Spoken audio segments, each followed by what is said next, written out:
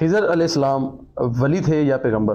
وضاحت کر۔ دیکھیں قرآن میں تو اللہ تعالیٰ نے کوئی ایسی تفصیل بتائی نہیں ہے، لیکن اسلوب یہی لگتا ہے کہ یا تو وہ فرشتے تھے یا کوئی پیغمبر تھے۔ رکو ذرا، صبر کرو۔ یہاں بھی آج تک لوگ کہہ رہے ہیں جی وہ آب حیات ہوتا ہے کوئی، وہ حضرت خضر نے پی لیا ہوا ہے، اور تہاڈا خضر کدوں نہ مار دیتا ہے میں، وہ خضر ہے ہی کوئی نہیں سی، میرے ہاتھوں مریا ہے تہاڈا خضر۔ میں نے تو کتنے دلائل رکھے ہیں یار خدا کے لیے، خضر کو آپ نے مروا دیا میرے ہاتھوں۔ اب آپ کو یقین ہو جانا چاہیے کہ واقعی بھی بہت بڑا گستاخ ہے، کس طرح ایک نبی کے بارے میں گفتگو کر رہا ہے کہ میرے ہاتھوں مار گیا، میں نے مار دیا، اور خود کہہ رہا ہے کہ وہ فرشتہ تھے یا نبی تھے۔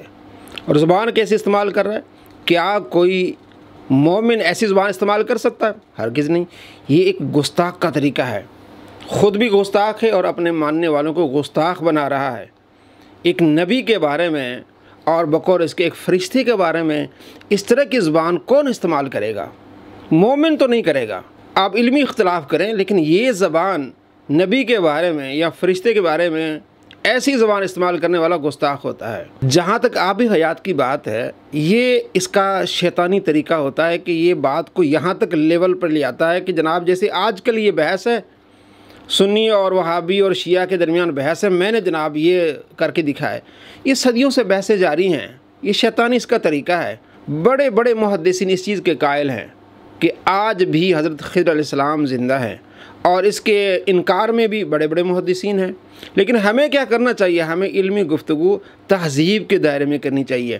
یہ جو کہہ رہا میں نے بڑے دلائل رکھے ہیں، یہ جھوٹا آدمی ہے۔ ہماری بلی اور ہم پر میاؤں۔ یہ علامہ غلام رسول سعیدی رحمۃ اللہ علیہ کی جو کتاب ہے تبیان القرآن، جلد 7 صفحہ نمبر 164 سے لے کر آگے آپ کو 4-5 صفحات اور ملیں گے، جس میں واضح آپ نے تمام دلائل لکھے ہیں کہ کون سے محدثین جو آپ کی حیات کے متعلق رویہ رکھتے ہیں یا عقیدہ رکھتے ہیں، اور کون سے محدثین جو آپ کی حیات کی نفی پر اپنا رویہ اور اپنا عقیدہ رکھتے ہیں۔ سب سے پہلی بات یہ کہ خضر علیہ السلام کے حیات پر علامہ بدر الدین عینی لکھتے ہیں، کہ جمہور علماء کی رائے ہے کہ حضرت خضر زندہ ہیں اور قیامت تک زندہ رہیں گے۔ علامہ عینی لکھ رہے ہیں، کہتے ہیں کہ جمہور علماء کی رائے ہے، اور آگے لکھ رہے ہیں کہ اس میں امام بخاری، ابن جوزی وغیرہ وہ اس میں اختلاف کرتے، لیکن جمہور کہتے ہیں کہ اب بھی وہ زندہ ہیں۔ یہ کہتے ہیں جناب میں نے مار دیا ہے، کیا تم نے علامہ عینی کو مارا ہے؟ یہ سارے جمہور کو مار دیا۔ آگے علامہ یحییٰ بن شرف نووی رحمۃ اللہ علیہ شرح صحیح مسلم کی شرح کرتے ہوئے لکھتے ہیں کہ جمہور علماء کا اس پر اتفاق ہے کہ حضرت خضر زندہ ہیں، اور علامہ ابی مالکی لکھتے ہیں کہ لمبی زندگی ممکن ہے، اور یہ جمہور کا موقف ہے۔ اس کے علاوہ بہت سارے دلائل علامہ غلام رسول سعیدی رحمۃ اللہ علیہ نے دیے ہیں آپ کی حیات سے متعلق، اور جنہوں نے آپ کی حیات کا انکار کیا ہے وہ بھی دلائل دیے ہیں بڑی ایمانداری سے۔ تو یہ جناب کہتے ہیں جناب میں نے ان کو مار دیا ہے، تو آپ نے علامہ نووی کو مار دیا ہے، علامہ عینی کو مار دیا ہے، اور کتنے محدثین جو یہ دلائل پیش کرتے ہیں۔ یہ ایک علمی بحث ہے جو علمی بحث تک رہنی چاہیے، وجہ یہ کہ ہم نے ان کو مار دیا اور اس طرح کی گستاخیاں آپ کریں۔ اور آگے کیا کہتا ہے یہ ذرا سنیں، کیونکہ قرآن میں ہے سورہ آل عمران میں کہ جب میرا وہ پیغمبر آ جائے تو اے نبیو تم سب نے اس کی مدد کرنی ہے اور اس کا ساتھ دینا ہے، اور اگر تم اس وعدے سے پھرے تو اللہ تعالیٰ نے کہا کہ تم بھی فاسقوں میں شمار ہو جاؤ گے، تم ایک دوسرے پہ گواہ ہو جاؤ، میں بھی تم پہ گواہ ہوتا ہوں۔ تو آپ مجھے بتائیں کہ غزوہ بدر میں صحابہ کرام مہاجرین اور انصار تو پروانہ وار حضور پہ اپنی جان نثار کر رہے تھے، خضر اس ٹائم کتنے سی؟ بہت بڑا چور ہے یہ، جتنی باتیں اس نے کی ہے نا، علامہ غلام رسول سعیدی رحمۃ اللہ علیہ کی تفسیر تبیان القرآن جلد 7 صفحہ نمبر 169 پڑھ کے کی ہیں، اور یہ ابن تیمیہ نے اعتراضات کیے تھے جس کے جوابات علامہ صاحب نے دیے ہیں۔ ابن تیمیہ نے یہ کہا تھا کہ نبی علیہ السلام جب جنگ بدر میں تھے تو اس وقت آپ نظر نہیں آئے، تو یہاں علامہ غلام رسول سعیدی رحمۃ اللہ علیہ یہ بھی لکھا ہے کہ عبداللہ بن مبارک بہت بڑے محدث ہیں، وہ کہتے ہیں کہ میں نے دیکھا جنگ میں شامل ہوا تو میرا گھوڑا مر گیا، تو انہوں نے ہاتھ پھیرا اور گھوڑا وہ ٹھیک ہو گیا اور میری امداد کی، اور میں نے دیکھا وہ جنگ میں شامل تھے۔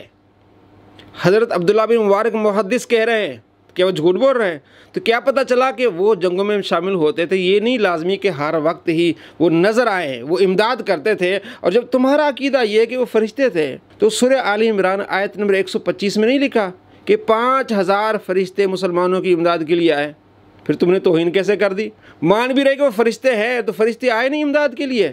جمہور کا موقف ہے کہ آپ فرشتے نہیں تھے بلکہ آپ اللہ کے نبی تھے، اور کچھ نے ولی لکھا ہے، یہ علمی اختلاف ہے، لیکن علامہ غلام رسول سعیدی رحمۃ اللہ علیہ نے فرمایا کہ آپ نبی تھے۔ تو نبی کے بارے میں جو اس نے گفتگو کی ہے، اور نبی اس لیے کہ بہت سارے انہوں نے دلائل دیے کہ حضرت خضر علیہ السلام اور حضرت موسیٰ علیہ السلام جب گئے ایک بستی میں تو انہوں نے کھانا مانگا، تو کھانا نہیں انہوں نے دیا، انہوں نے انکار کر دیا، چونکہ فرشتے کو کھانے کی طلب تو نہیں ہوتی۔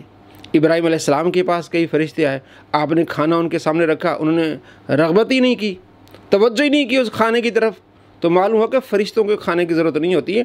تو آپ انسان تھے اور نبی تھے، اس لیے اللہ تبارک و تعالیٰ نے موسیٰ علیہ السلام کو ان کی طرف بھیجا، اور آپ نے وہاں سے علم حاصل کیا موسیٰ علیہ السلام نے۔ تو حضرت خضر علیہ السلام کے حیات سے متعلق علمی اختلاف ہے، اس کو علمی اختلاف ہی رہنا چاہیے، نہیں کہ میں نے مار دیا، میں نے قتل کر دیا، میرے ہاتھوں مر گیا۔ یہ ایک گستاخ شخص کرے گا۔ آپ ایسے گستاخوں سے بچیں، آپ اولیاء کرام سے محبت کریں، اللہ کے نبیوں سے محبت کریں، اور فرشتوں کا ادب احترام کریں۔ تو اس نے تو ایک فرشتے کو بقول اس کے فرشتے کو اس نے مار دیا۔ ایسے گستاخ سے بچیں، اپنی نسلوں کو بچائیں۔ اللہ تبارک و تعالی ہمیں ایسے شریروں کے شر سے محفوظ فرمائے۔ السلام علیکم ورحمۃ اللہ وبرکاتہ۔